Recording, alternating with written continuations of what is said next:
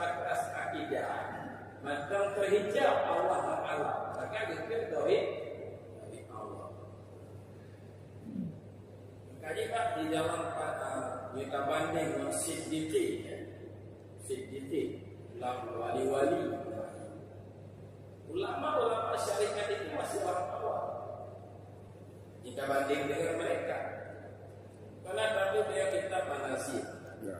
Dan dia diberi untuk ilmu akidah, fikih, akhlak.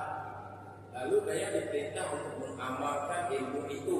Kedua ilmu dan amal. Lalu dapat keamalan dan keagamaan. Yang karena apa? Karena kulit syariat, kulit agama syariat.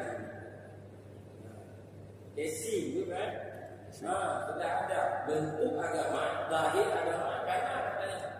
Tapi bukan puncak agama